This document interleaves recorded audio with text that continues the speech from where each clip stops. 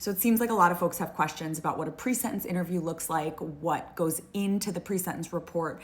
And so I'm going to show you a redacted copy from a case of mine. I'm Eliza Orlins, and I've been a public defender here in Manhattan for the last almost 15 years. I want to apologize for the sloppy redacting, but I wanted to really make sure that no personally identifying information is visible on this pre-sentence report. So as you can see, this is New York City Department of Probation, pre-sentence investigation face sheet update report. The entire thing is 7 pages. This is page 1. I'm going to go through the whole thing, so stick around if you're interested.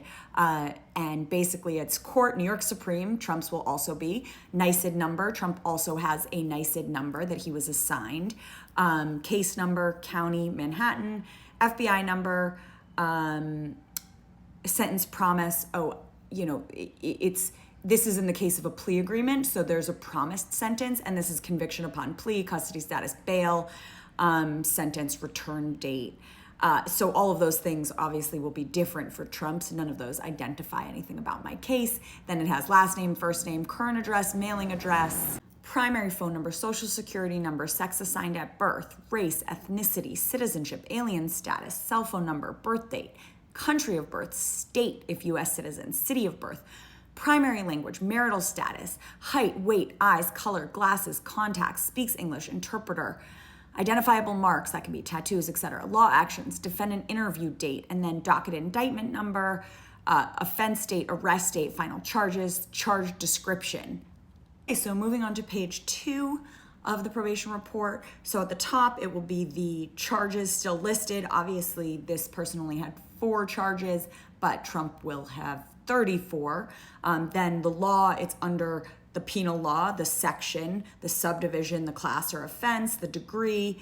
Then it has the judge, the part, whether there were co-defendants, whether the person's YO eligible, pending charges, whether they're eligible for a certificate of relief, the assistant district attorney's name, phone number, defense counsel, address, and then legal information, other pending charges, other pending warrants, prior convictions, prior felony, whether they're predicate felon, current probation, parole supervision, prior probation, parole violation, prior history of absconding or escape from institution or court, history of violence or weapon use, history of bench warrants, disposition, and then youthful offender, whether they're eligible, required, birth date verified, YO recommended, JO recommended. This is if someone is, not yet 18. And then the details for the sentence, this is the sentenced promise. So that's continued from the fact sheet. This is the sentence, the duration, the promise, the details of the promise, the charges, etc. Obviously, this does not apply in a case where there is not a promised sentence, such as after a trial verdict, such as in Trump's case. Those are the offenses the person's getting sentenced on. Then present offense, offense date, arresting officer, offense arrest location, arrest number, arrest date, shield number. The defendant was arrested, the defendant was influenced by substance at the time of offense, and then description of the present offense. Right here, this whole thing is a detailed factual description of the offense in question. Page 4, summary of defendant's statement. So they take a statement from the defendant, and that is what is included in the top portion. And then there is an analysis and legal history. Moving on to page 5, family and environment. The probation officer will attempt to interview the family members of the defendant. They will state who their parents are, who their siblings are, whether they have children, where they live, and that also includes current residence, address, type of address, residential, source of income, current education, what their highest level of education is, schools previously attended.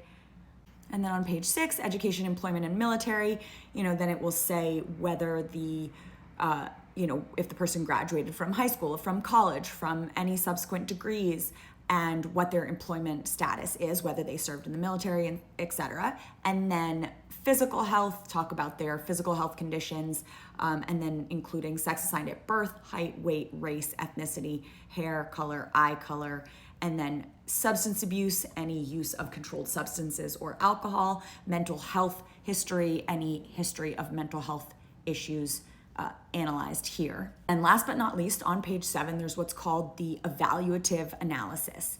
They will explain the circumstances. Here it was quite short. My client had taken a plea, but in a lot of circumstances when there is more to be said, the Department of Probation will basically weigh in and say, in this case, they said, we concur with the court's judicial promise of incarceration, but they will say, we recommend incarceration, we recommend a sentence of probation, we recommend XYZ because of XYZ reasons. And they will put types of services the person could use. This person could benefit from mental health counseling, from substance use disorder treatment. And then the probation officer signs and submits it to the court.